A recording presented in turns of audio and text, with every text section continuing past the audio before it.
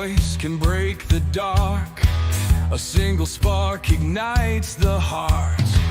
But if we turn when justice calls, the chains we forge will bind us all. When truth is silenced, when lies take hold, the cost is freedom, the soul grows cold.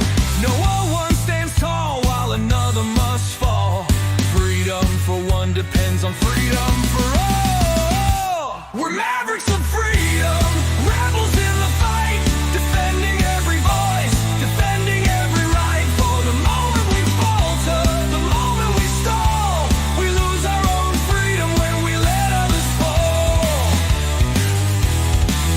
You can't stand free while others kneel. When justice fades, it's freedom they steal. An innocent condemned, a crime unspoken, and with it the bond of liberty is broken. No tyrant rules without our consent. Oppression thrives where silence is spent. Stand for the weak, the silence the small, or freedom will crumble for us all. We're mavericks of freedom, guardians of the light, fighting for the truth, for what is just and right. For the rights of one are the rights of all. We rise or we fall by answering the call. Even those we may oppose deserve the rights we all uphold. For if we deny them what is fair, we build our own prison in despair. The fight's not easy, it never will be, but justice for one is the key to be free. We stand as mavericks, together we strive, defending the rights that keep freedom alive. We're mavericks of freedom, rebels in the fight, upholding every truth, protecting every right. When one is oppressed, we're all in the thrall. Freedom for one depends on freedom for all. So take a stand, let your courage rise. Defend the truth, don't compromise. For the soul of the world, the writing's on the wall. Freedom for one depends on freedom for all.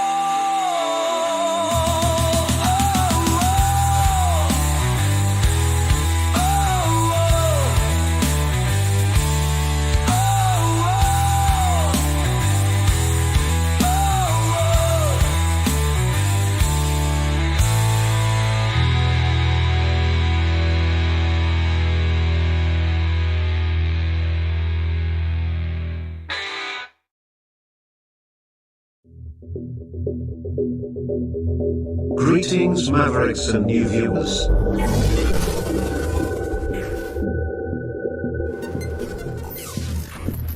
Tonight, direct and live from the Maverick News Network World Studios. This is Maverick News with Rick Walker.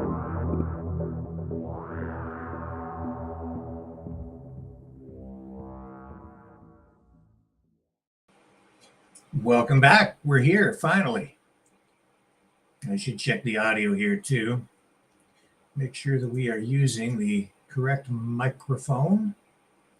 And no, I don't believe we are. I think that should fix it. I think that will be better now. How's that, everybody? I'm going to check over in the chat on Rumble, which I can do tonight. Last night we were not on, and it's because Rumble was under attack. No, it wasn't us specifically. It was Rumble. There was a huge denial of service attack on their servers. A lot of people, not everyone, but a lot of people. Thank you for the info on the microphone in the chat. A lot of people in a lot of different regions around mostly Canada and the United States affected. We were one of those people, and it was not allowing me to connect our software to the channels for the streaming. Needless to say, it threw a monkey wrench into things around here. yesterday. It consumed a lot of time as I kept trying to correct it. And I know a lot of people rely on the Rumble channel or channels and the hello, Stoic Teacher and Stargazer. Hello, Dragon, Norfa, everybody, Lindy. Know a lot of people like going to the chats. And anyway, because of all the problems, the technical problems with that, it just pushed everything back. And the preparations for the program really went off the rails because of those issues. It was created a domino effect. As a result, we just weren't on last night, but we're back tonight. Microphone's working properly now after the big reboot, and we have a lot of stories to catch up on and new stuff to share with you today. What can I tell you right off the top? A ceasefire ultimatum really being given to Vladimir Putin by, I think, mostly European leaders and Zelensky, proposing a 30-day ceasefire. And if Putin doesn't accept it, looks like Ukraine might get more support. Also, the big parade has been taking place in Moscow, the Victory Day parade there. I'm going to give you a little bit more context, a fuller context on what happened in the British Columbia legislature with regard to those ostriches that the CFIA, the Canadian Food Inspection Agency, wants to cull. I just want to try to give you a fuller picture than what has been provided in media overall, because some of that stuff has been edited pretty severely, I've noticed this past week. Election recounts underway in some areas across Canada. I've seen a lot of fake stuff out there, misleading stuff about ballots being taken home as though it's some sinister conspiracy, but there are some actual real stories involving election integrity and specifically ballots being not counted in a few ridings. So we'll just touch on that a little bit tonight as well, if we can find the time to get to everything. Habeas corpus, due process. Trump administration looking at suspending that. You worry about the invocation, and I don't understand people who are so quick to condemn Trudeau and the Liberals for invoking the Emergencies Act in Canada, but so quick to defend the Trump administration for looking at suspending, and they already have. They've just been ignoring due process in their haste to deport people to a life sentence in El Salvador in a prison there. I don't see how you can't connect the sort of the two issues. We'll talk about that tonight. I don't know how you justify it for one, but not the other, or condemn it over here, but not over there. It's very much the same sort of scenario. It's not the same set of circumstances. It's to achieve different things, but it's like martial law. It's a form of martial law. We'll talk about it. Oh yeah, I'm going to also touch on the subject that came up related to immigrants and immigration. We had a couple of people calling the other night to talk about truckers, the trucking industry, immigrants being hired for trucking, and it just piqued my interest a little bit. I'd read,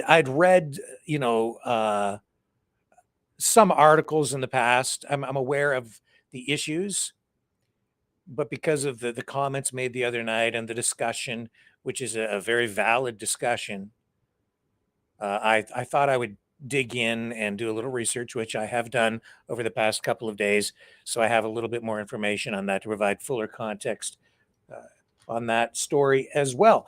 So, oh yeah, and the Chinese banks collapsing. We're going to get into that because there's a lot of well, some posts about that getting traction as well, and I think that needs proper context as well. So there's a lot to dig into tonight. And thanks everybody for showing up again. Apologies again for last night, but here we go. We're back in the saddle again, on the road. And we'll have more right after this.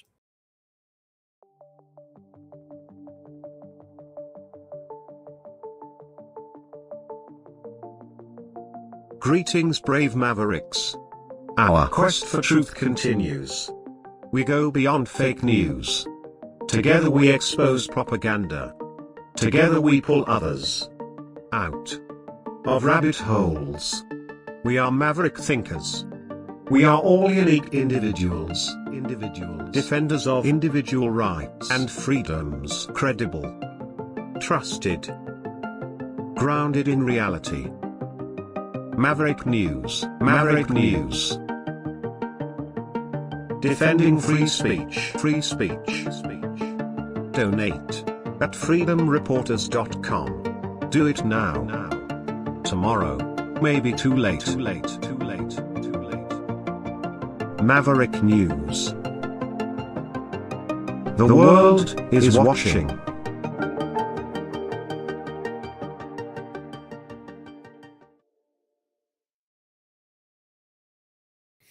First up, ballot recounts. One of the ones that's getting quite a bit of attention is in a riding just down the road from me in Windsor, Ontario. Here's a CTV article I'm just going to put up there for reference for you. Ballot should not have been rejected. Windsor judge orders recount of election results. Obviously a pretty big concern. Election integrity for a lot of people. Elections Canada will recount the ballots in the riding of Windsor Tecumseh Lakeshore following a 1-hour hearing in Superior Court. This was Friday. And the former Liberal MP there lost the riding to the Conservative by 77 votes. The number has fluctuated back and forth a bit. I guess there was an original count of 233, then 77.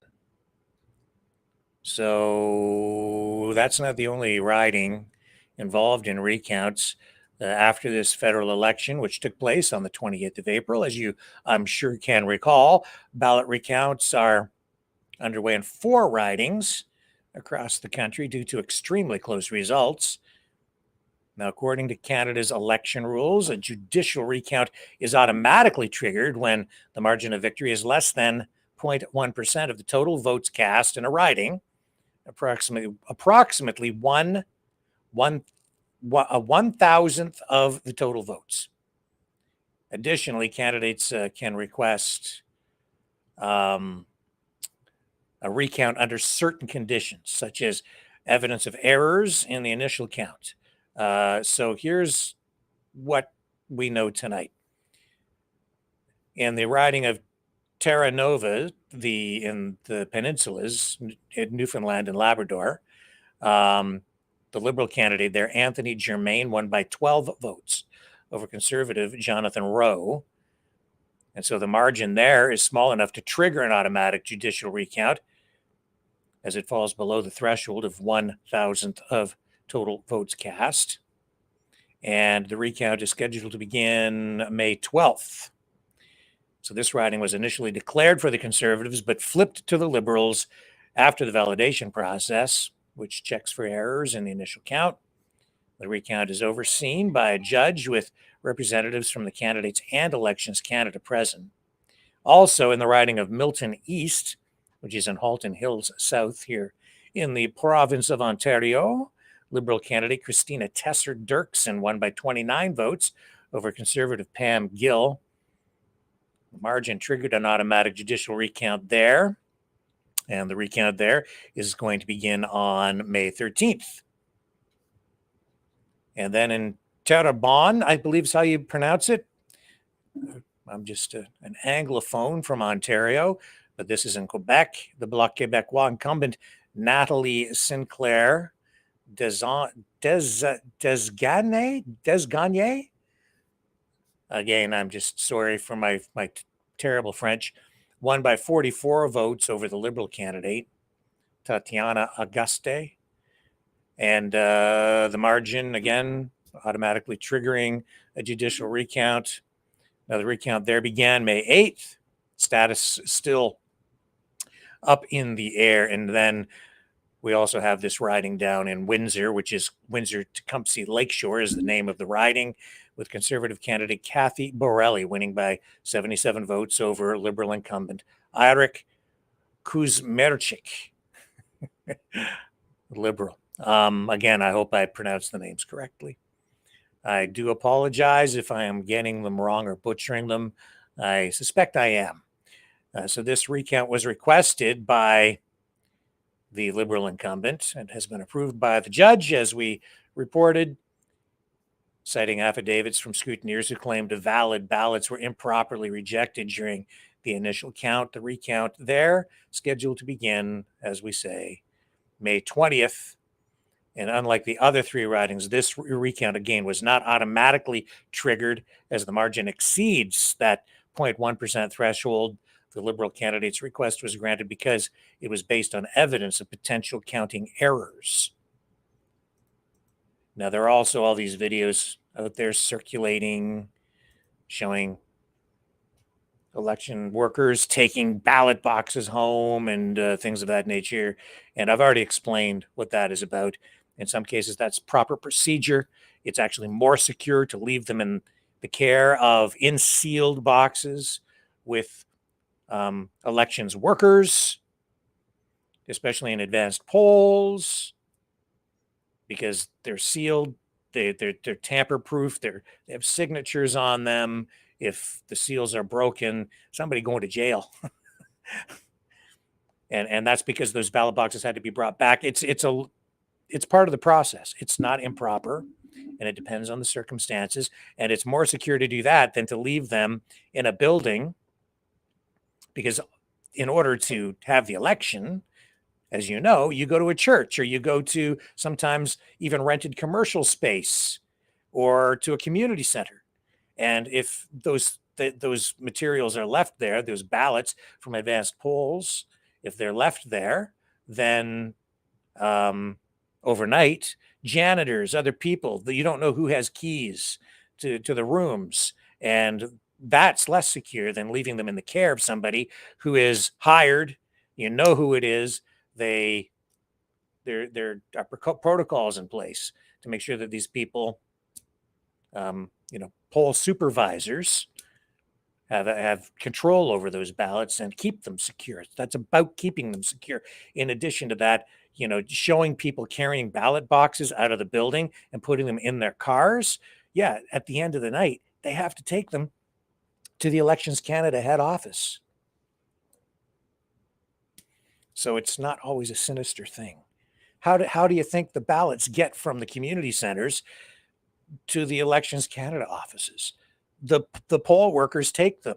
Who are the poll workers? It's your neighbors. It's your friend down the street who got a job with Elections Canada. They vet them. They look at who these people are. They ask about their prior experience. And then they have certain tasks. And some of those people, their job is to take the ballots to HQ.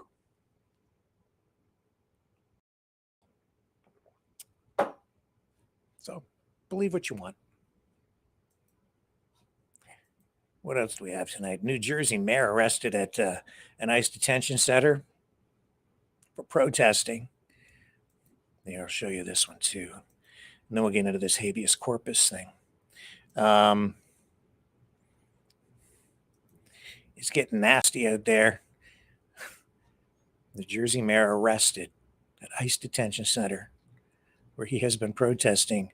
Newark, New Jersey mayor Ross Baraka arrested Friday at this federal immigration detention center.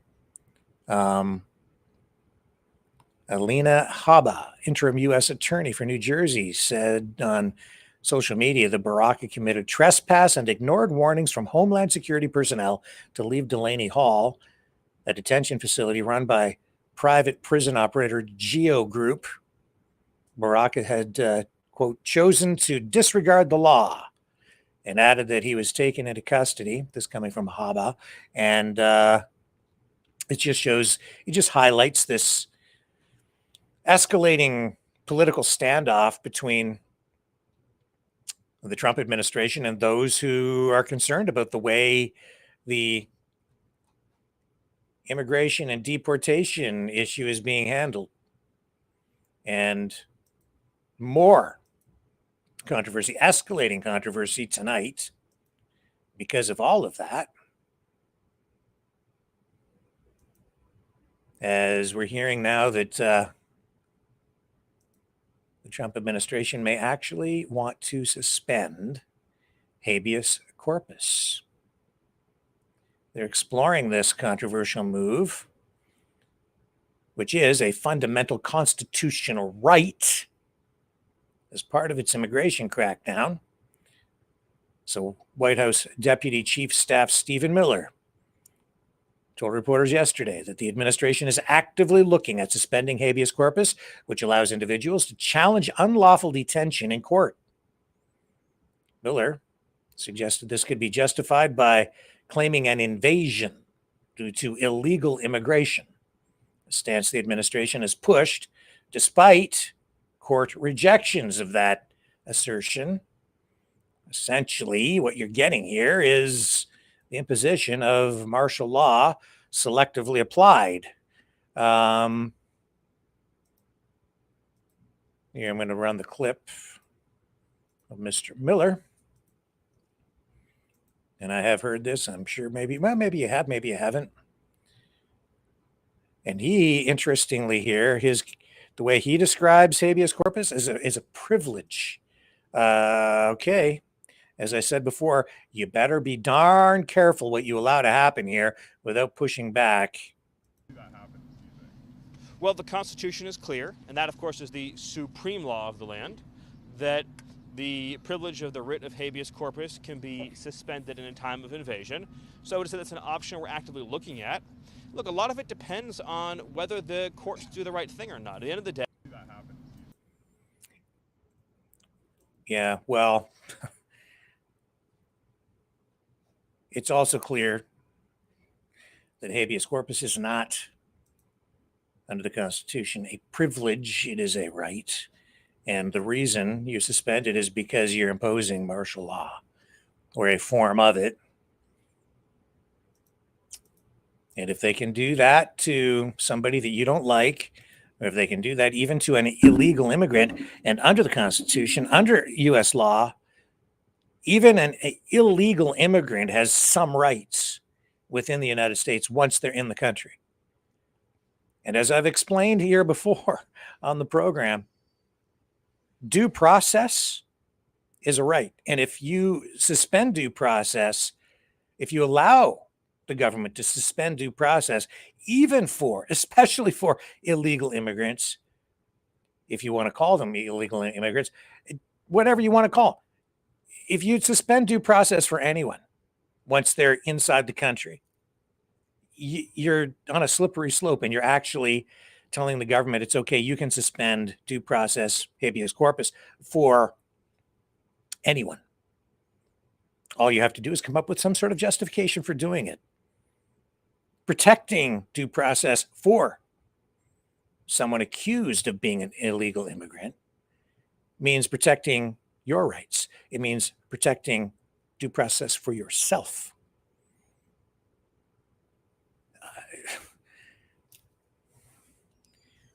And yet I see people saying, no, they don't have any rights. All right, man, then the danger is that they can pick you up on the street and just accuse you on the spot of being an illegal immigrant, because they don't like your tattoos or the color of your skin or the way you crunch your face or, the way you look like this. I don't know. They could make up any reason, any immigration enforcement officer on any level. You're an illegal immigrant. You're on the bus. You're on the plane. You're out of here. And you don't get to appear before a judge. There's no recourse. If they can do it to them, they can do it to anyone. They can do it to you, even if you're a U.S. citizen, because they just round you up and make you disappear. Habeas corpus, show me the body. That means you have to have you're entitled to an appearance before a judge to challenge this. If you're a U.S. citizen and ICE picks you up by accident, you do have rights as a citizen. But if they suspend habeas corpus for someone who is even an illegal immigrant, maybe even a murderer who should be deported, but if you suspend habeas corpus for them, now you're giving permission to the authorities to just pick that person up and ship them out. But if they accuse you mistakenly of being that person, then you're out of here, and no one will know, because you don't get a chance to appear before a judge and say, hey, they've made a mistake. I'm not the guy.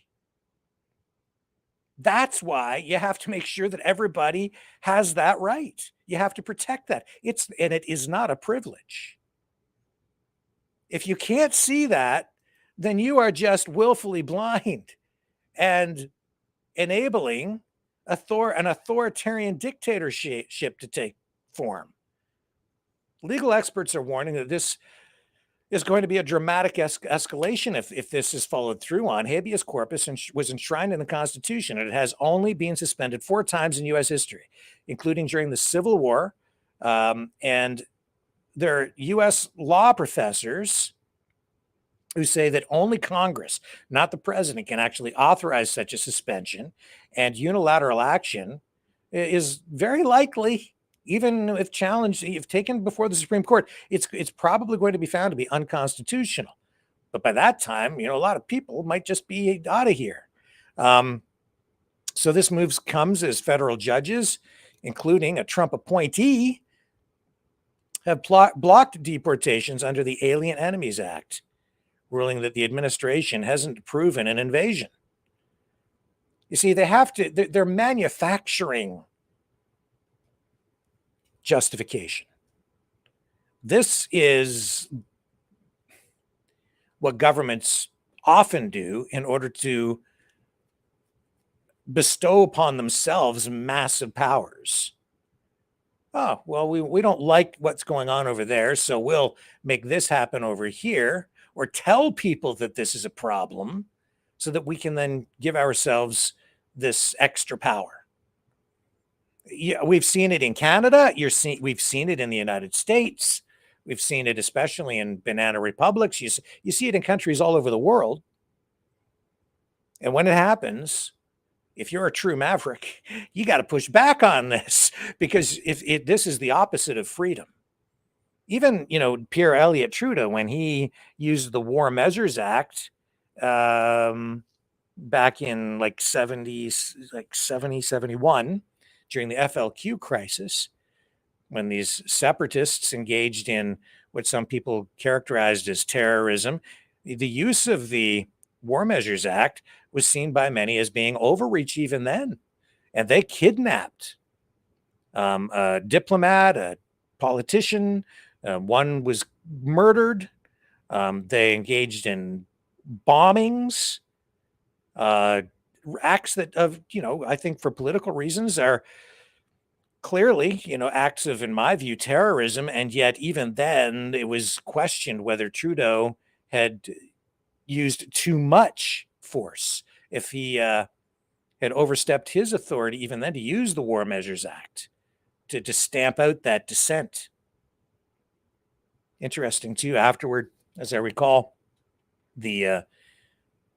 some members of the FLQ, some of the key members, to escape actual prosecution, a deal was struck where the government agreed to allow them to go to Cuba, where they basically have been in exile. Strange deal, but that's how they dealt with it. And of course, the comeback at the time was from the FLQ was that this was a political thing and they wanted their political prisoners released. Yeah, I mean, you can view it that way. That's the thing about politics. On one side, The end justifies the means. It doesn't matter what you do, even if you're engaged in terrorism or bombings or whatever. In the view of some, then those people are heroes. On the other side, of course, they're criminals. That's how politics becomes such a divisive and sticky thing. That's why people argue and families split up, because it depends on your views on things. One man's freedom fighter is another man's terrorist. So yeah, all this is coming as these federal judges, including that appointee, they've kind of pushed back against what Trump is doing.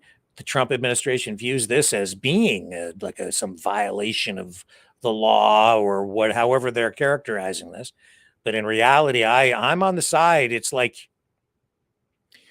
they're manufacturing, they're making up circumstance, creating a narrative to justify what they're doing, to enable them to proceed with these deportations, because there is absolutely a strong element within their political base that has been thirsting for this. They were thirsting for it before the election, during the election, and now that the election is over and Trump is back in office, they are basically demanding it behind the scenes, putting pressure on Trump and the administration to follow through, give us these deportations. This is what we wanted. Make it happen one way or another. And he's got to do it quickly, because he can't allow his political opponents to gain too much, to become too entrenched or form too much of an opposition to this. So he's just, this is like a steamroller. So yeah, if this is all implemented, suspending habeas corpus could allow detentions without court oversight, affecting migrants and potentially setting a much broader precedent. That's the other longer term danger in all this. If they are allowed to do this now, this can be broadened out and applied on a much wider scale. It can affect you. So you better be careful what you ask for, because you might get it. Yeah.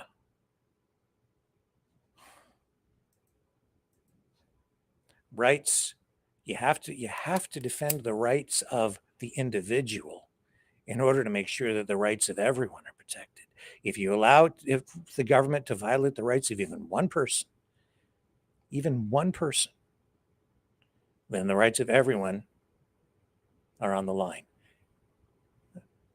Whether it's Pierre Trudeau and the use of the War Measures Act, or Justin invoking the Emergencies Act, which was the renamed War Measures Act. And I was so upset about it when he did that, because it was a mistake to use it in the way that he did. And look at where we're at now. And look at the effect that it's had on the country. It has destabilized things even more over time, because people now have lost faith and trust in government. This could come back to bite Trump on the butt.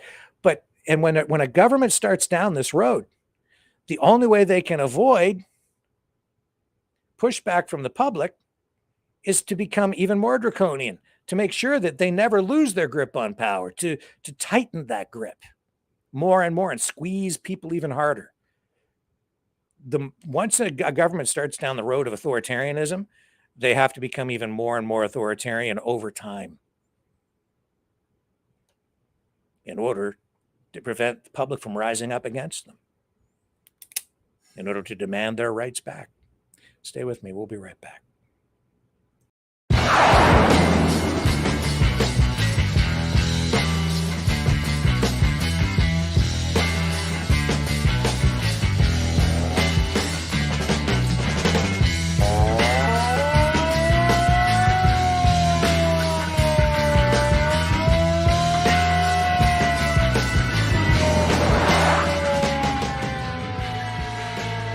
Maverick News. Fighting for freedom.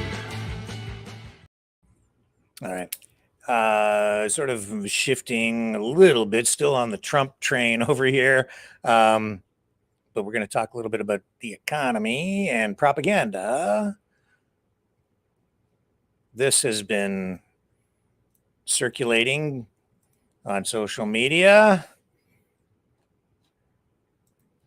about Chinese banks collapsing, talking about the Chinese economy is about to collapse, and 40 Chinese banks right now, this week, happening right even as we speak, 40 banks collapsing.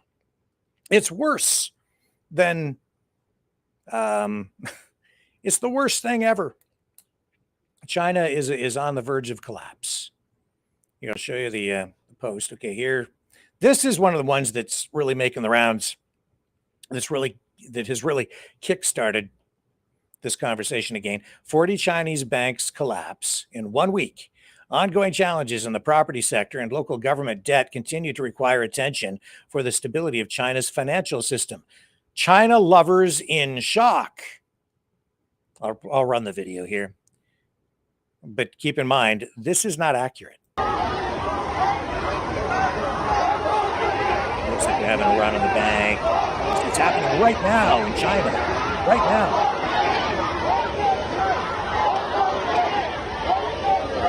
That was the site outside of China's most recent bankrupt bank, the Jiangxi Bank of China. And I wish I could say that this was the first bank that we've seen in China go completely insolvent, but it's not. Because as you can see right now, the banking sector for China is facing an all-out massive crisis where in just 1 week, 40 of their banks have completely disappeared. I have to repeat that. 40 banks have collapsed in 1 week in China. I mean, that is just total catastrophe for that entire economy. And I wish I could say that the Jiangxi Bank was just a small local regional bank, but it's not. Because as you can see, they were the 44th biggest bank in all of China in 2023. Now the question becomes, what's the root cause of all of these banks collapsing at the same time? And as you can see, that China's smaller banks were already struggling with bad loans and exposures to the ongoing property crisis. And it gets even crazier than that when you look at these numbers. Because as you can see, some 3,800 such troubled institutions exist. Yeah, see, he's telling you some truth, but it's not really accurate. So we have these social media platforms, once again, abuzz with these alarming claims of these 40 Chinese banks collapsing in a single week in 2025. But we got to cut through the noise here and get to the facts because, well, it's just not true. Because this is outdated and it's misleading information. And it's rooted in events from mid-2024, last year. I reported on it here. So what really happened to these banks? Well, they didn't really just collapse. They've been absorbed by larger banks. And yes, there is this connection to what's going on with the Chinese real estate market, especially commercial real estate. It's grappling with overcapacity. I've reported on that too. Last year, the year before, I've done multiple reports on the overcapacity in the Chinese real estate market. So in July of 2024, 40 small rural banks, primarily in the Liaoning province. Again, I apologize for my pronunciation on these words from other languages. They were merged into larger financial institutions. And this was far from a collapse. This was really a reflection of what's been going on. They are facing some challenges, of course, within their economy.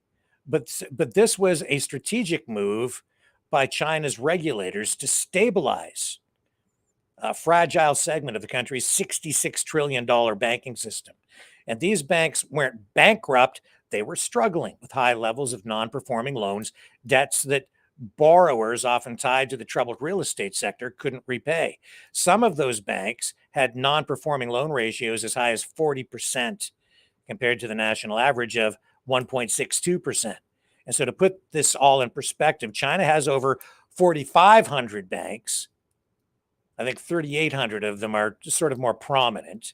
And of those 40 represented, less than 1% of the total, handling a tiny fraction of the nation's assets, are involved in what we've seen go on here last year. So how were they absorbed? Well, the process was a government orchestrated consolidation. It wasn't like a fire sale. Regulators led by the People's Bank of China and the China Banking and Insurance Regulatory Commission identified those small banks as risks due to poor risk management, limited capital reserves, and heavy exposure to real estate developers who were defaulting on loans. Now, instead of letting them all fail, which could spark panic, destabilize the banking industry, and therefore the economy, the government directed larger state-backed banks to take them over.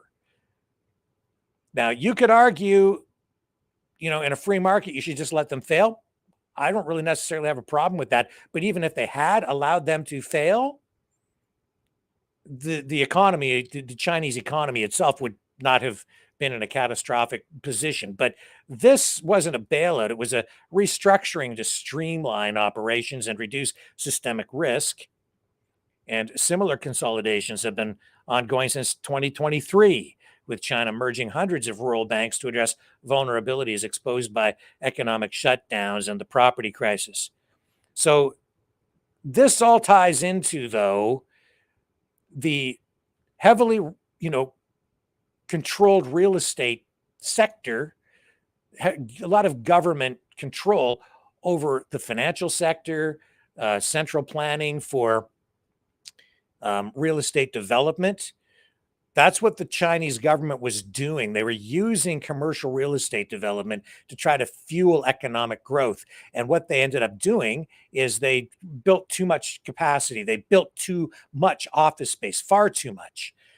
This has been an ongoing issue now for quite a number of years. And, some of this is coming home to roost now. The commercial real estate market is in a tough spot over there. China's rapid urbanization led to this boom in office towers, shopping malls, industrial parks, especially in second and third tier cities. Local governments, eager to boost their growth, offered cheap land and tax breaks, encouraging developers to build at breakneck pace. And many of these projects were speculative, built on the assumption that businesses would flock to these cities. But instead, you got economic slowdowns, high vacancy rates, and shifts to remote work have left commercial properties empty. You had the pandemic happen. That was a major factor in all of this as well, because as you saw, even here in North America, commercial real estate, office space under real pressure because more and more people working from home. Companies discovered we don't need as much office space or even retail space because people are shopping online. We don't need the office space. If people work from home, we can save a bundle of money on rent. So this was a government plan that really has kind of started to go bust, but they've stepped in to stabilize the banks that have put out the loans to facilitate a lot of this. The smaller banks not able to absorb the bad loans associated with this overcapacity, as they call it. In other words, they have too much vacant commercial real estate space out there. And that's what has led to this trouble in the banking industry. But why is this happening? I would say it's because there are political reasons behind it. You could even suggest that it's hard to know exactly why we're getting this recycled flood of Chinaphobic, if you want, Chinaphobia to some degree. They're villainizing, demonizing China for a number of reasons, political reasons. And some people might be exploiting this for financial reasons as well by putting this kind of information out at a strategic time. They can manipulate markets. They can make stock prices go up or down.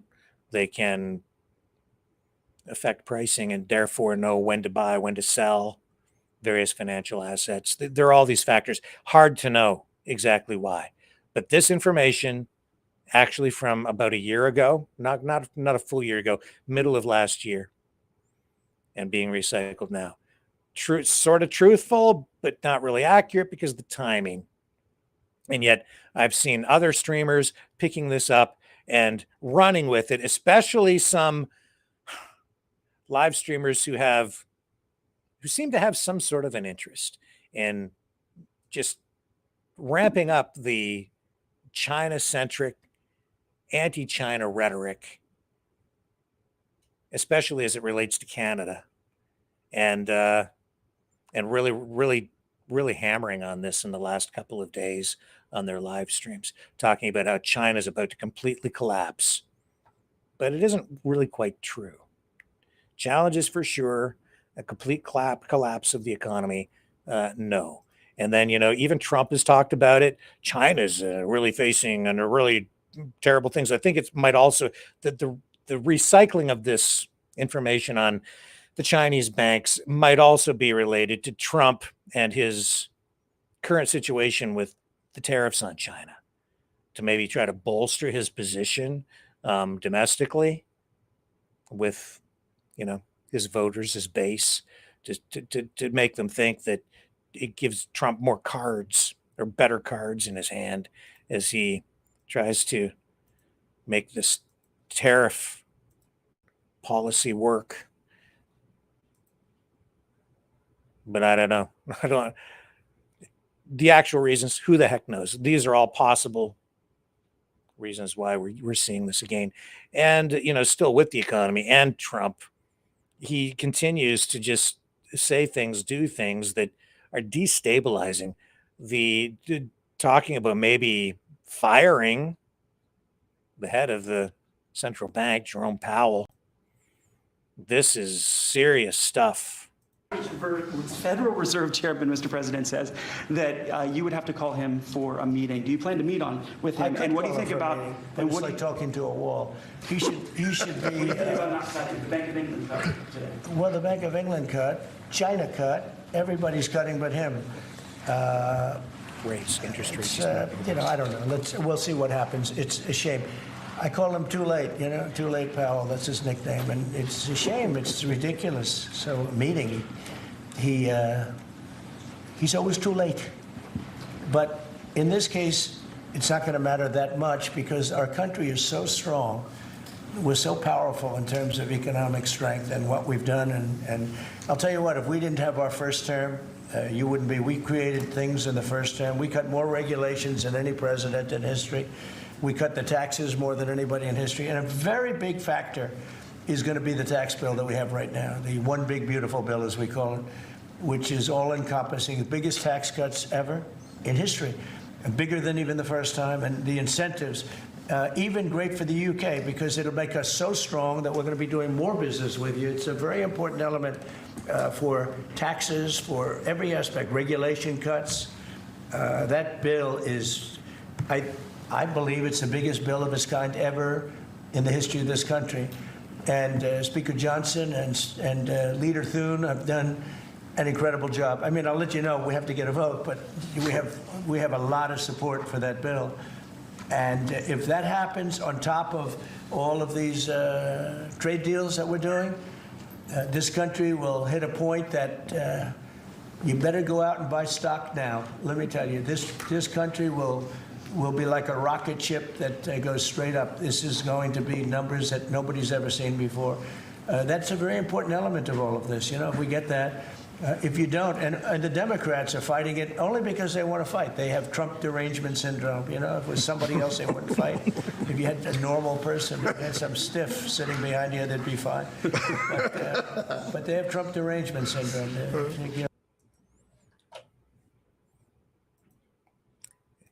Screaming TDS is not an argument. Okay. We'll see.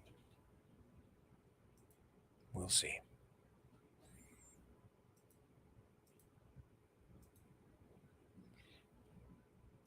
Quite a few fires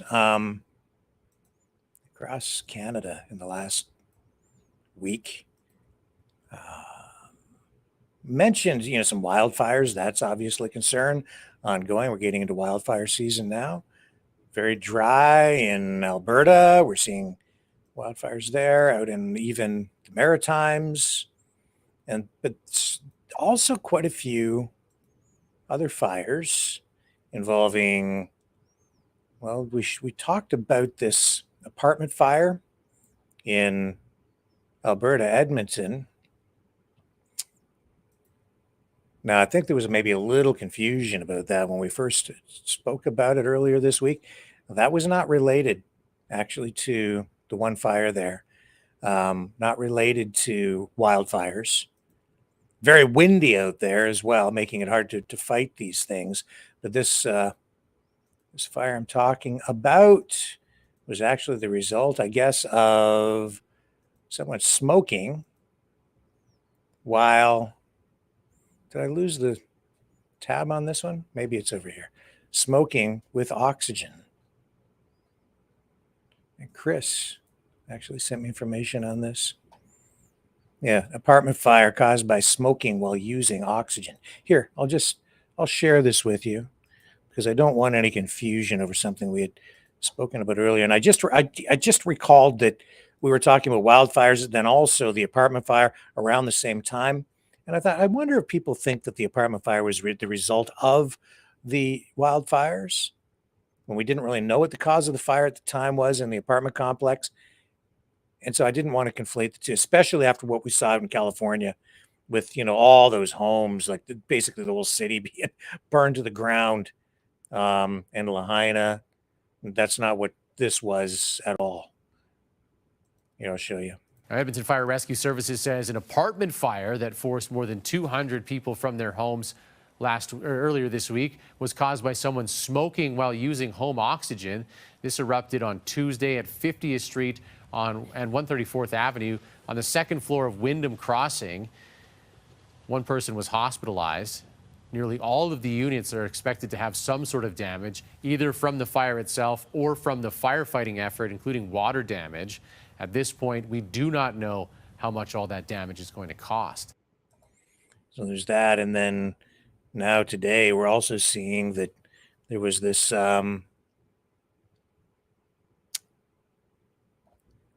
fire at a North Vancouver seniors complex. So as I say, quite a few fires erupting. I'm not... with these kinds of things, it's always hard to tell if it's happening, if it's unusual that it's all happening, if there's actually more happening, or if we're just getting more coverage and becoming more aware of these things all sort of clustered together because you're getting a cluster of coverage. So they battled this large blaze in a North Vancouver seniors complex today. And I'll show you this. We have breaking news. North Vancouver fire crews remain on scene of a large blaze in the Lynn Valley area where residents are being rescued from their balconies. 132? Fire crews on scene using a ladder to assist residents down to safety as flames rip through their units. Flames and large plumes of smoke continue to billow out of Silver Lynn Seniors Complex on Chuckard Place near Viewlyn Drive. District of North Vancouver Mayor... So I don't want to run the whole thing because it's their report, but, you can see how serious that is. Obviously, a lot of worried people there. So what do we know about it? Well, we know that 2 people taken to hospital. About 60, 70 others displaced as a result of this fire in this seniors apartments complex. It was so intense that they brought in about 60 firefighters to battle this blaze. Now, fortunately, they've been able to account for all of the residents. And as far as we know, they're all safe. Incredible work by the firefighters getting these seniors out of there, especially seniors climbing down ladders like that. That's amazing. So hats off to the firefighters in Vancouver tonight for a job well done. and we hope everyone is indeed safe. Back to the ostrich story. Yeah, these ostriches. A little bit more information for you. This week, as you know, these are ostriches that the Canadian Food Inspection Agency wants to cull. Controversial. The owners of this ostrich farm out in British Columbia saying that these ostriches are healthy, they shouldn't have to be culled, even though they've been exposed to the bird flu virus. You know, I think it's a fairly complex issue, especially given that they have been receiving both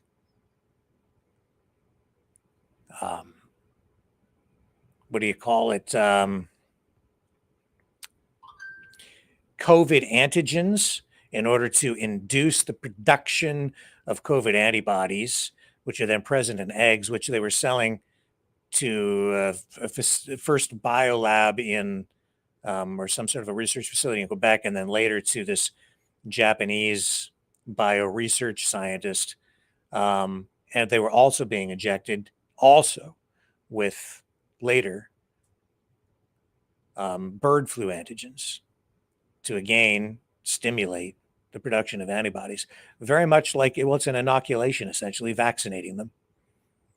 It is the simplest way for me to put it. They were vaccinating them over and over and over and over again over about a 5-year period. These birds, 69 of them died. The rest, they say, are now have developed, they claim or think that they have developed herd immunity, say that the CFIA should not be allowed to cull them. They've got a court order delaying the cull. It has turned into a big issue. Very emotional, a political protest there, protesters on site. And tonight, if I can find the clips, and I'm not sure if I've got them queued up. Let me get the clips, make sure I got them ready to rock and roll here. So let's take a little break. We'll come back and I'll show you the stuff I've queued up for tonight to help again give you just a little more information on this.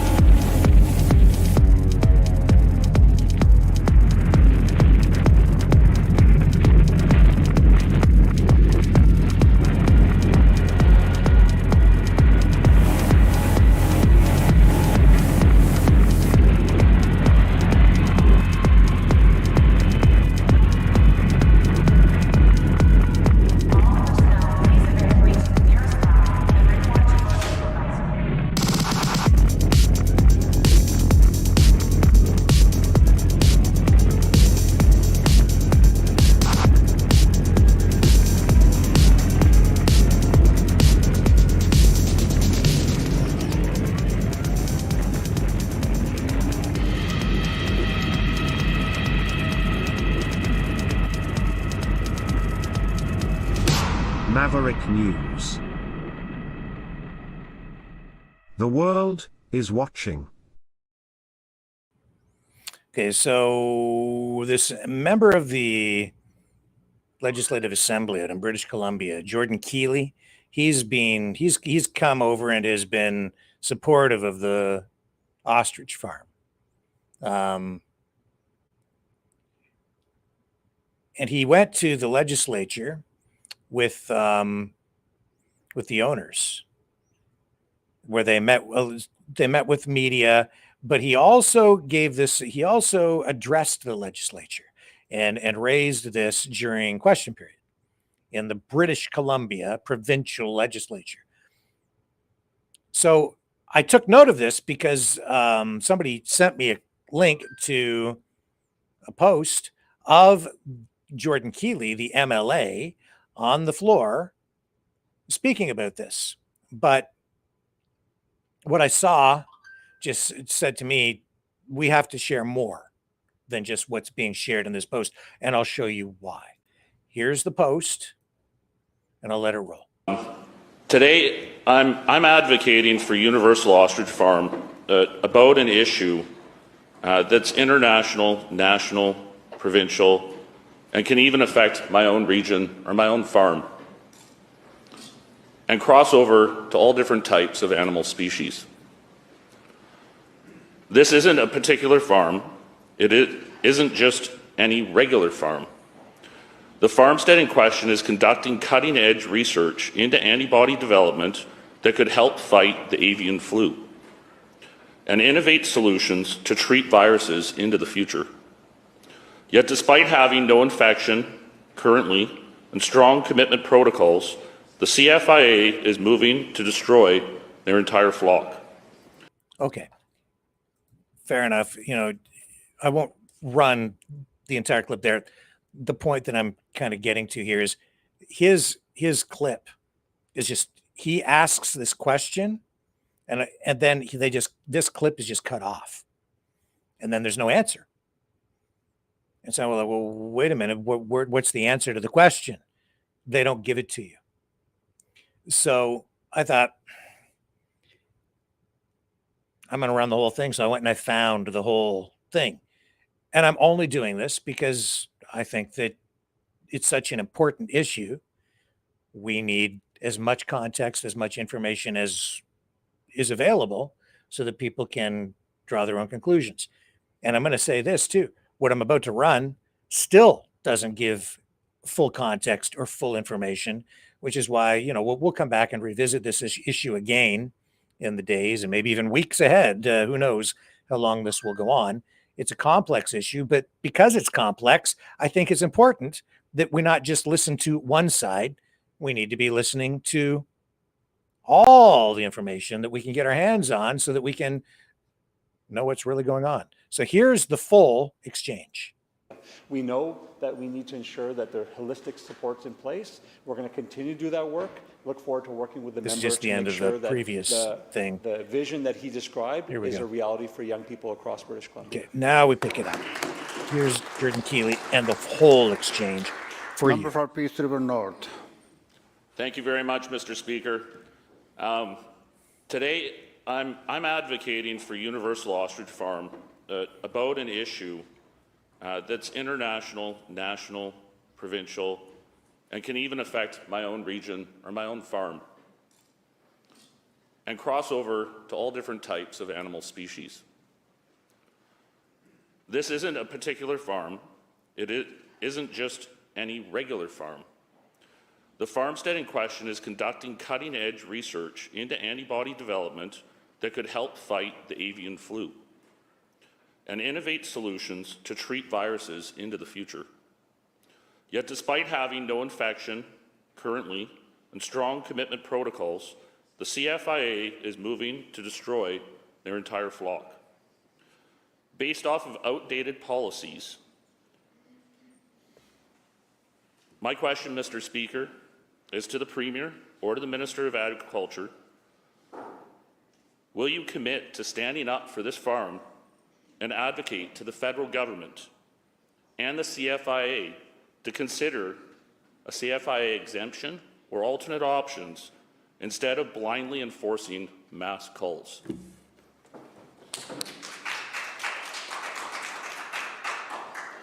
Minister of Agriculture. Thank you, Mr. Speaker. Let me start out by saying that avian influenza has become incredibly challenging for poultry and egg farmers in British Columbia, and my heart goes out to all farmers who have had impacts or outbreaks on their farms. Avian influenza, as the member knows, is a federally regulated disease, and the Canadian Food Inspection Agency is the lead on investigating and responding to this virus. Our government has been helping in the fight against avian flu by working directly with farmers, providing support for testing, mapping, and surveillance. We have a table that we've pulled together with all of the feather flocks in what we're calling the peace times as we prepare for the next very intensive threat of AI expected in September. I think it's important to remind this chamber that avian influenza is a highly, highly pathogenic virus. Mr. Speaker, it is deadly and it's dangerous. If it mutates into a widespread human illness, the impacts would be catastrophic, and that is why severe measures are taken when it spreads into domestic animals. That's the context for why the federal government, CFIA, is taking the steps they take. Member supplemental. Thank you very much, Mr. Speaker. I am here as a farmer myself. I've dedicated my life to being an ambassador to farming. There are different ways forward than doing these outdated mass calls. Yes. There are different types of farms, different types of industries, and different ways that we can approach how we treat this item. Animals are being culled in mass numbers all over North America. And we are not looking into major strategic ways going forward to deal with the fact of these viruses. Mr. Speaker, my question to the Premier or to the Minister of Agriculture: what steps are you going to take to save these 400 healthy, antibody-rich and H5N1 immune ostriches? And please indicate how the culling of 400 magnificent, healthy, irreplaceable dancing ostriches can be humanely killed.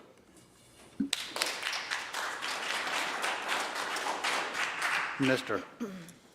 Thank you, Mr. Speaker.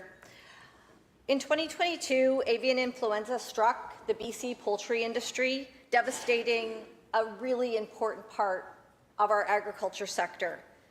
In attempts to get it under control, CFIA had to depopulate millions of poultry birds because that is the only effective way that we have to stop it right now. It is very emotional for all farmers who have to go through this. I have sat with farmers in tears after their barns are depopulated. We are very concerned about the emotional toll that avian influenza is taking on our farmer community, and we make sure that they always know they can reach out if they need help. But it is extremely difficult on the farmers and their entire families. It also takes a financial toll. It has huge implications for food security, as we've seen in the United States. I want to acknowledge that the farmers that are visiting us in the House today are going through an incredibly difficult situation. I've committed to meeting with them after question period, Mr. Speaker, and their MLA from Kootenay-Monashee is also joining that meeting, and I've also invited the MLA from Peace River North to join. I have no problem sitting down with that farmer. Member for Langley Abbotsford. And that's the full exchange.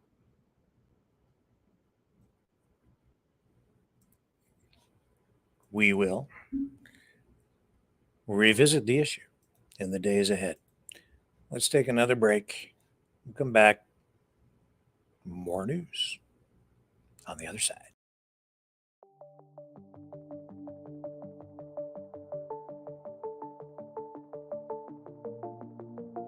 Greetings, brave mavericks.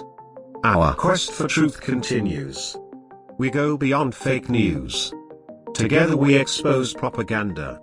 Together we pull others out of rabbit holes. We are maverick thinkers. We are all unique individuals, defenders of individual rights and freedoms, credible, trusted, grounded in reality. Maverick News, Maverick News. Defending free speech, free speech. Donate at freedomreporters.com. Do it now. Tomorrow may be too late. Maverick News. The world is watching.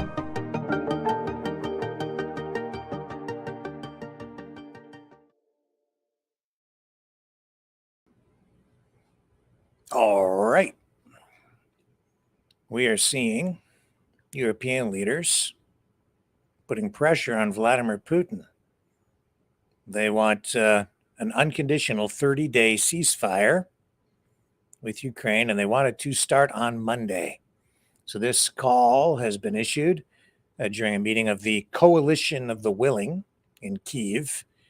Leaders of France, Germany, the UK, Poland, all there, being hosted by Ukraine's Volodymyr Zelensky. Others joined remotely. They made this announcement after discussing this plan on the phone with President Trump, who initially mooted an unconditional ceasefire. The leaders threatened Russia with massive sanctions, though, if Russia does not agree to the ceasefire. The Kremlin is saying it is considering the proposal, but would not respond to pressure. So after this meeting today in Kyiv, Prime Minister Starmer of the UK said, quote, all of us here, together with the US, are calling on Russian President Putin, and we're calling him out, he said. If he is serious about peace, then he has a chance to show it. Speaking alongside Zelensky, French President Emmanuel Macron, Polish PM Donald Tusk, and the new German Chancellor. And Zelensky said that he's appreciative. He says, today we will focus on how to build and guarantee real and lasting security. Let me see if I can find the clip here of these guys speaking. I did not actually get this queued up, but I think we might be able to find it quickly for you.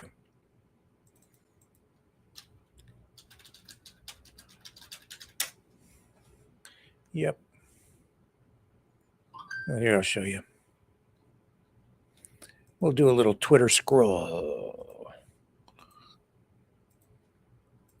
It's hard to argue if you want peace. Here it is, unconditional. Just stop firing, 30 days starting Monday. Just stop. And so, including Johnny out of Toronto, right? He's like, I just want the war to stop. Okay, well, here it is. Ukraine security is our security, says Starmer. You see them all meeting there. Walking, because there's the standard walking shot. And there's images of them in the meeting, and there's another image. Do we have a clip of them speaking?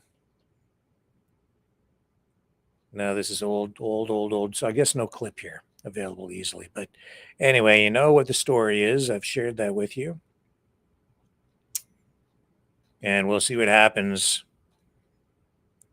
Right there. Starmer says Europe and Trump calling Putin out over Ukraine ceasefire. That's the headline.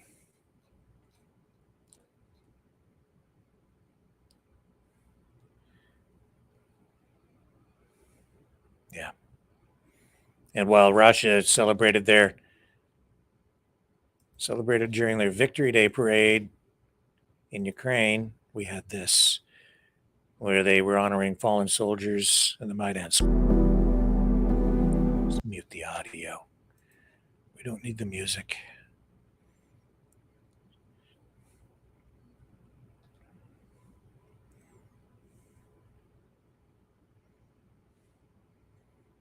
Something is changing. I mean, we're seeing a pivot here.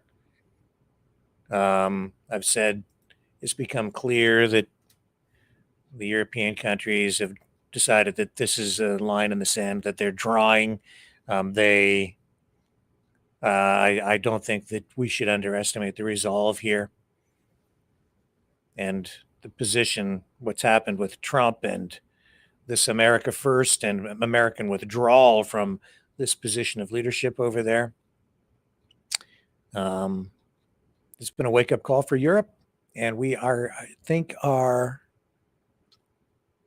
about to see a real change.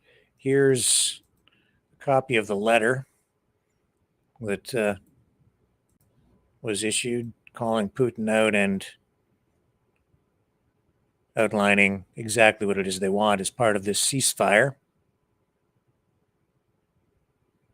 Pretty straightforward, though. Just stop firing. 30-day ceasefire. Now, moving on, because we will come back to that. First of the week, I'm sure. And as far as I saw, there was no attack. At least there hasn't been any attack on that Victory Day parade, which has been described by some as a legitimate military target.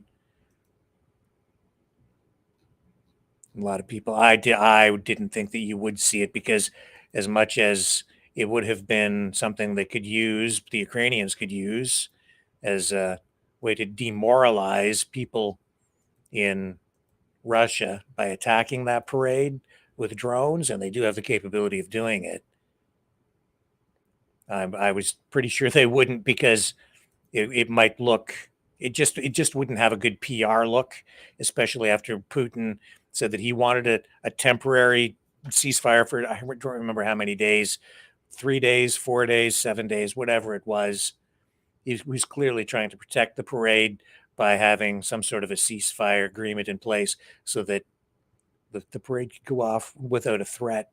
But even then, Zelensky said, well, why just this many days, and why wait? Let's start right now, and we'll go for a longer period of time, 30. And now we're seeing this ultimatum. It is sort of an ultimatum, because they're saying, just stop firing. Agree to this ceasefire. We're going to ramp everything up.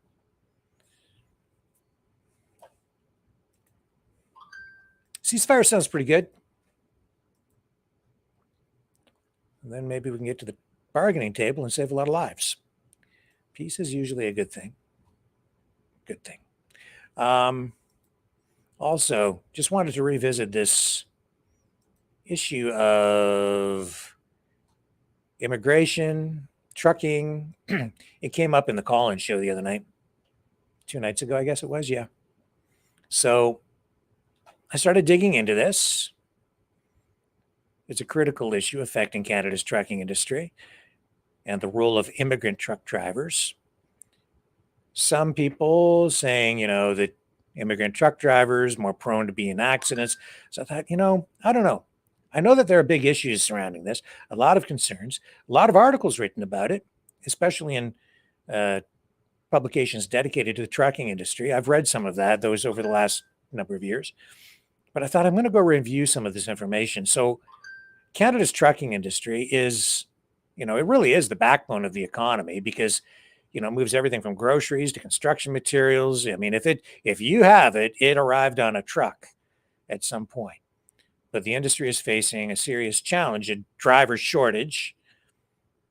And according to Trucking HR Canada, there are nearly 20,000 vacant truck driver positions right now, with projections estimating a shortfall of over 25,000 drivers by 2025. And the Canadian Trucking Alliance warns that this could climb to 55,000 by 2035. These are Canadian numbers, by the way, and they have a whole host of problems and challenges within the industry in the U.S. that we're not really going to elaborate on here to the same degree tonight. But why is all this happening? Well, you have an aging workforce with nearly 25% of drivers aged 55 to 64 retiring very soon. Add to that low interest from younger Canadians and women, who make up only about 5% of drivers, and you've got a sort of a perfect labor storm. So to fill in this gap, Canada has turned to immigrant drivers. They have programs in place like the Temporary Foreign Worker Program and provincial nominee streams, such as Saskatchewan's long-haul truck drivers subcategory, and bringing in skilled drivers from countries like India and Ukraine. And in 2023, Ottawa invested $46 million to train and onboard 1,400 new truck drivers, many of them immigrants.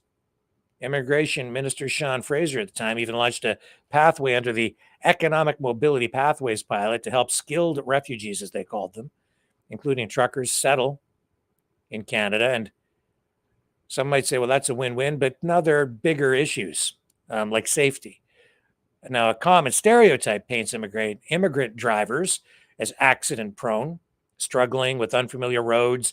I even, said when the language issue came up, like, what if they can't read street signs? Is that an issue? What are the regulations? You also have to deal with harsh Canadian winters, icy roads. But a 2011 study from the University of Toronto and ICES it doesn't really support the myth or the stereotype, if you want to put it that way. So these researchers tracked nearly 1 million recent immigrants in Ontario over 8 years and found that they were get this, 45% less likely to be involved in serious crashes than long-term residents. So yeah, you had 158 crashes for 100,000 immigrants compared to 289 for long-term residents. So this study, which was published in Accident Analysis and Prevention, showed immigrants' lower crash rates held across all economic groups and even in rural areas.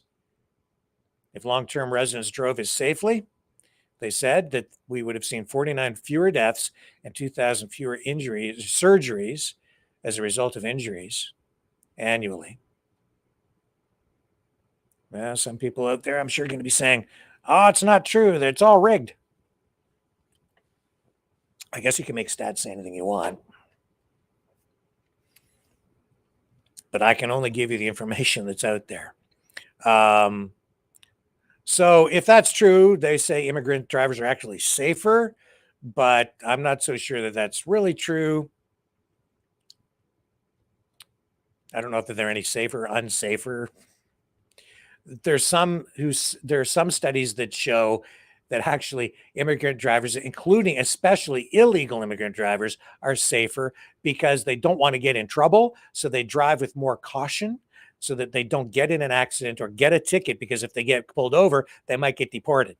So that is actually another study on the US side that has been done to suggest that even illegal immigrant drivers end up being safer than some long-term Canadian residents or US residents. I could believe that. I've seen some pretty bad drivers, and I have to tell you too, I've met a lot of just long-term Canadian residents who don't read and write very well. So I don't know. Literacy is an issue. We see this Verner's ginger ale. My dad used to drive a truck. I just thought of that when I was a kid, before I was born, and I think he did it just a little bit when I was like a baby, years ago, for Verner's ginger ale out of Detroit. That's where this stuff was created. Now it's been absorbed by one of the larger soft drink companies. But he used to drive a Verner's ginger ale truck, delivering that to stores. And that's why I bought this, because it just makes me think of my dad. Just a little sidebar. But there's this other bigger issue, okay? You've got, safety is still an issue, and that's because of training. And a 2024 report from the Insurance Bureau of Canada raised big alarm bells, saying that new drivers, including immigrants, often lack adequate training, making roads less safe. And while mandatory entry-level training, or MELT as they call it, is required in some provinces, it's not universal, and standards vary. So instructors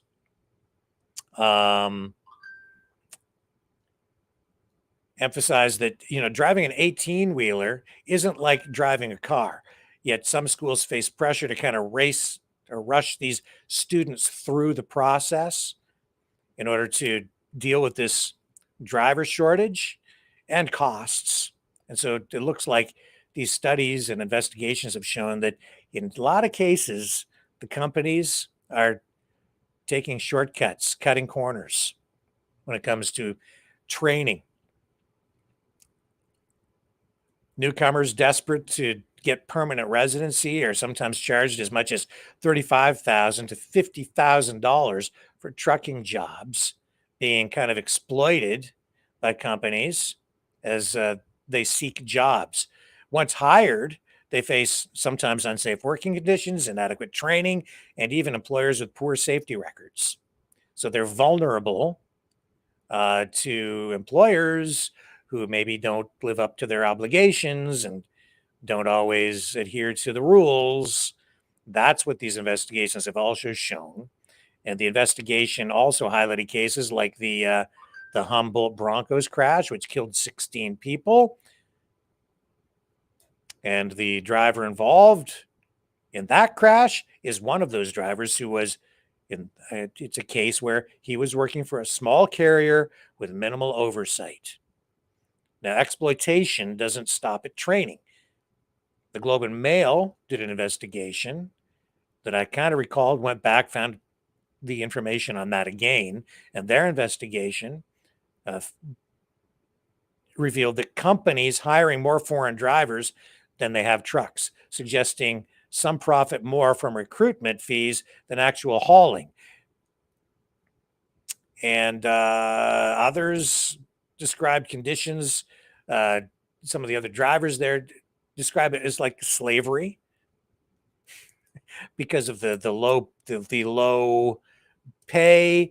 And we've even seen, I've had conversations with drivers talking, even especially during the pandemic, when the conditions were just like unbearable for a lot of drivers because there were inadequate washrooms available during the pandemic and the lockdowns. And at that time, the rates per mile were reduced too. I think from around like 50 some cents per kilometer or mile to like 38 cents or something like that. And it got to the point where it just wasn't worth doing it. They have big problems with retention within the industry for both new immigrant drivers and even Canadians who are longer term residents, obviously. And the industry just has big problems. It's issues of training. It's exploiting people who are desperate for jobs. It's companies under pressure to deliver at extremely low rates, rising fuel costs, taxation. I don't think the government's adequately addressing the issues within the industry. It's also, as I said, resulting in training issues and cutting corners. So Canada's immigrant truck drivers are out there kind of filling the gap on the labor shortage and often being exploited. But it looks like all the drivers, frankly, especially owner operators, it looks like, across the board, there are big issues, especially for long haul truck drivers. And I'm not an expert in the field, but I dug into the stats and they don't support the idea that immigrant truck drivers are more likely to be in accidents than other drivers. So take that for what you will. That's what the studies have been showing. And believe what you want. Let's take another break. We'll come back and continue on the other side of this. Someone very profoundly once said many years ago that if fascism ever comes to America, it'll come in the name of liberalism.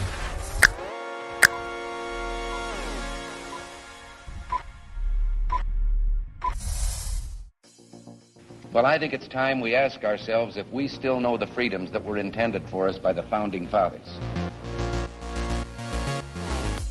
If we lose freedom here, there's no place to escape to. This is the last stand on Earth. The entire world is watching. Every dictator, every crazy dictator in the world is watching.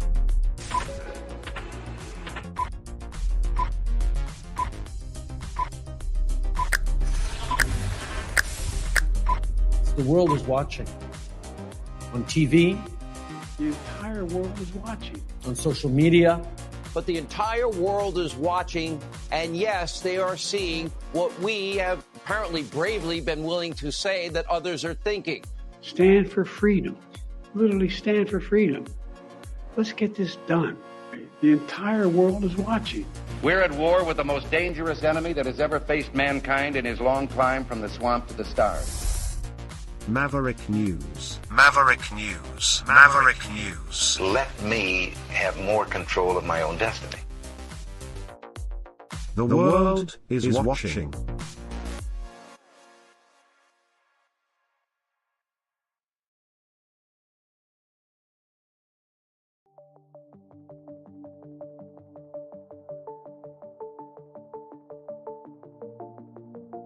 Greetings, brave mavericks. Our quest for truth continues. We go beyond fake news. Together we expose propaganda. Together we pull others out of rabbit holes. We are maverick thinkers. We are all unique individuals, defenders of individual rights and freedoms, credible, trusted, grounded in reality. Maverick News, Maverick News. Defending free speech, free speech. Donate at freedomreporters.com. Do it now. Tomorrow may be too late. Maverick News. The world is watching.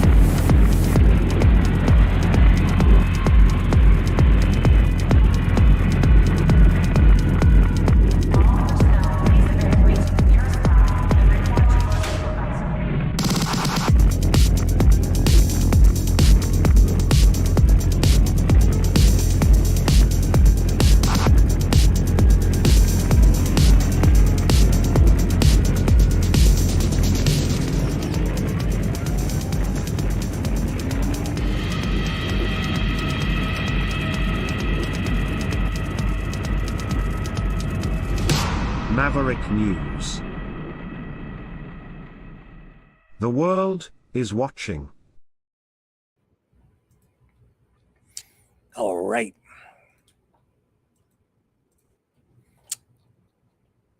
So India and Pakistan, they agreed to a ceasefire. They have gone to war with each other. Here's Donald Trump.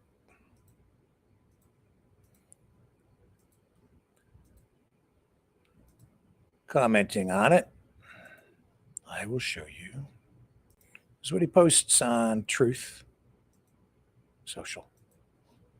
After a long night of talks mediated by the United States, I am pleased to announce that India and Pakistan have agreed to a full and immediate ceasefire. Congratulations to both countries on using common sense and great intelligence.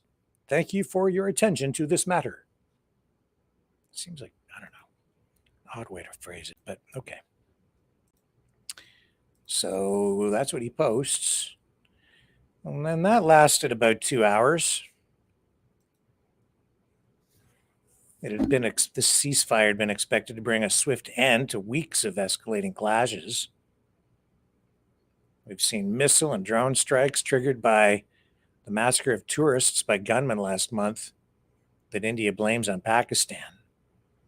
Pakistan denies the charge. And then these multiple explosions were heard in two large cities of Indian-controlled Kashmir hours after the countries agreed to the deal. Here's what it looks like.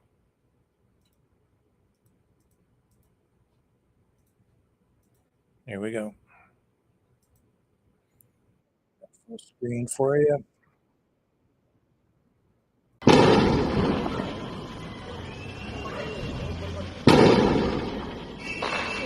And so that's how the ceasefire that never was has unfolded. Still image there. You can see the incoming. Yeah. So much for that one. A night of negotiations or whatever, talks. All done. What else do I have? Have we covered everything off here tonight? I think we've. Oh, I also wanted to talk just briefly about Trump's celebrity administration. mean, let me see if I can find this for you. Here we go. Trump appoints Fox News host Jeanine Pirro as top prosecutor in D.C. I'll show you. This is something that just popped up on my radar. Where are we here? Is it this one? Where'd it go? Nope. Let me try again. Oh, too many buttons to click. Come on, Judge Jeanine. I need you on the screen. There you go. Trump appoints Fox News host Jeanine Pirro. Right there.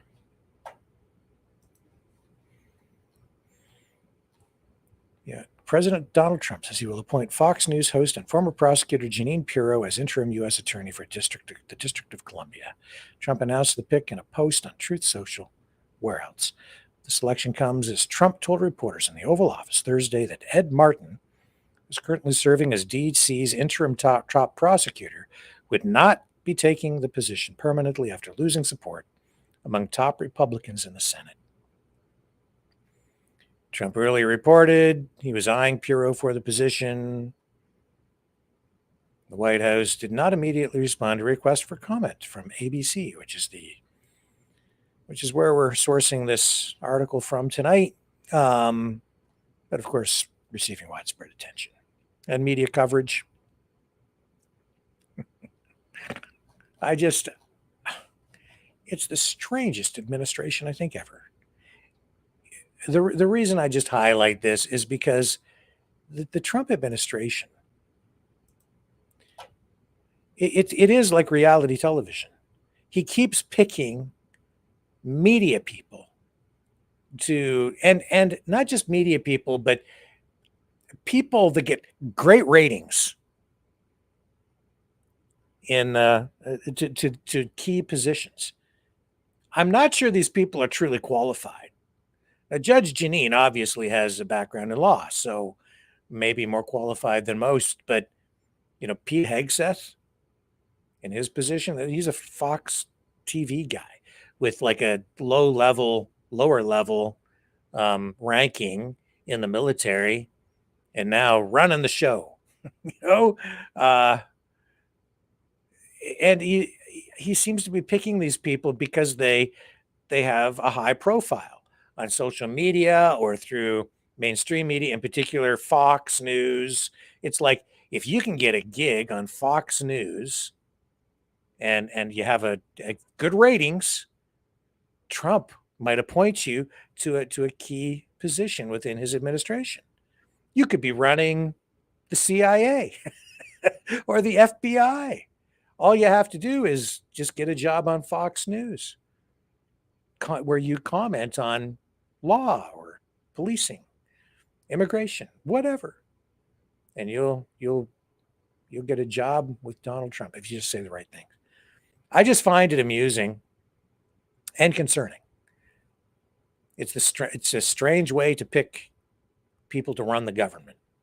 Even Elon Musk, he's there because I think, not just because of the money. Well, yeah, he's there because of $270 million that he spent to buy his way in there, but he's also a celebrity. All these people are celebrities. Even if you look at the politicians that he puts into key positions, whether it's Kristi Noem or Tulsi Gabbard, they're all high profile.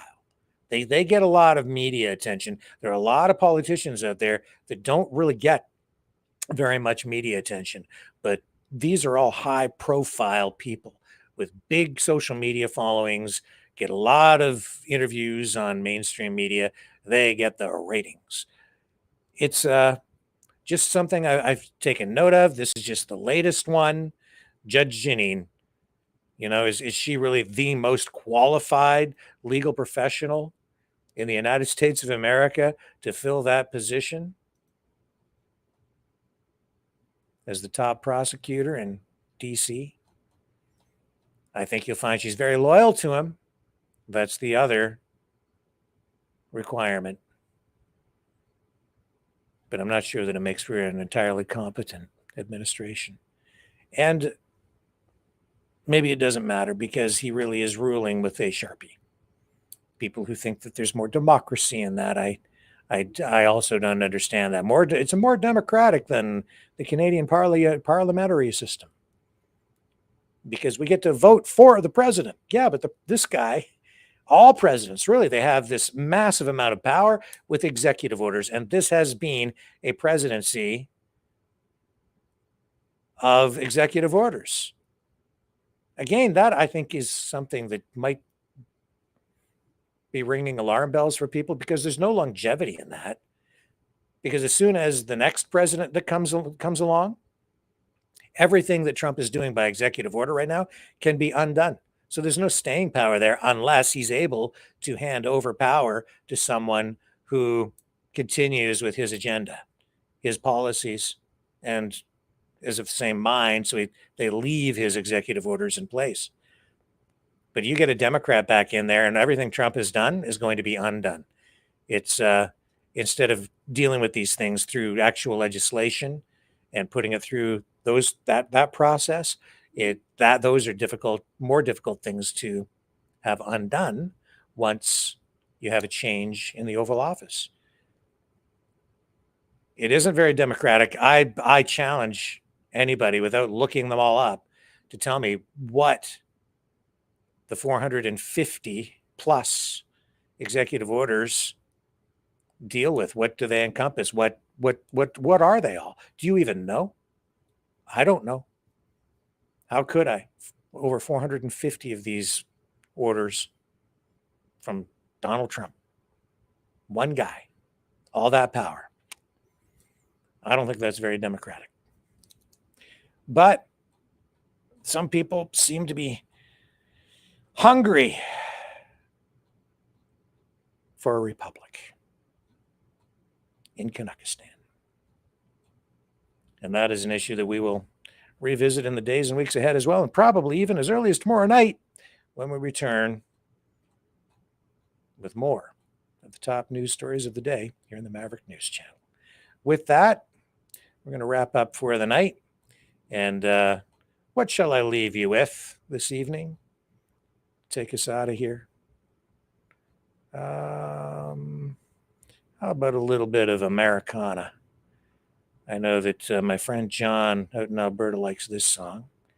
And it brings back memories for me of my dad and the Verner's truck. This doesn't have anything to do with the Verner's truck. Just days from yesteryear. And a time when the United States was less of a threat and more of a friend. Here it is, Memory Lane. The Maverick and the News Brothers. See you all back here tomorrow night, 7 p.m. Eastern. Love you guys. On the flip side. He started with nothing, just metal and a dream. Wrenches in his hand, a vision so pristine. Day after day, he'd work till the stars shine, building a machine, one of a kind. Grease on his fingers, fire in his eyes. He'd smile at that engine like it was alive. He'd say, son, one day this will be yours. But I never knew how much it meant until we closed those doors. Now I'm rolling down memory lane behind the wheel of that old Mustang. Every shift, every turn I feel him near. The sound of that engine, it's my dad I hear. Filled with pride with his hands and his heart. Every drive brings me back to the start. In this dream car, he's never too far. I remember my dad every time I start. He taught me to drive, not just on the road, but through life's twists and turns and heavy loads. Now when I hit the gas and the tires start to sing, it's like he's riding shotgun with the wind under our wings. He's there in the chrome, in the roar of the gears, his laughter in the echoes, his wisdom through the years. This car ain't just metal, it's a piece of his soul. And every mile I ride, I feel at home. Now I'm rolling down memory lane behind the wheel of that old Mustang. Every shift, every turn, I feel near. The sound of that engine, it's my dad I hear. Building pride with his hands and his heart. Every drive brings me back to the start. In this dream car, he's never too far. I remember my dad every time I start.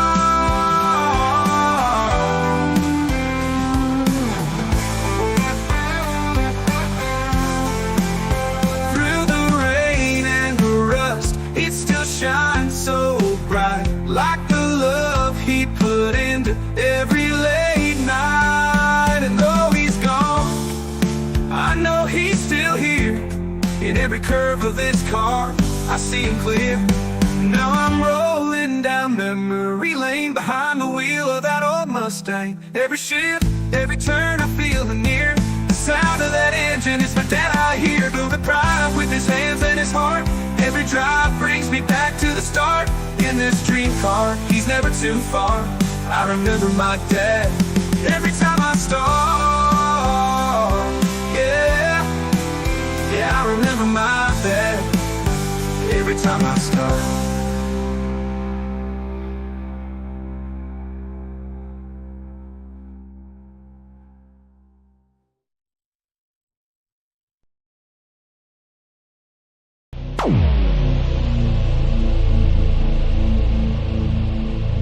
This has been a Maverick Multimedia production.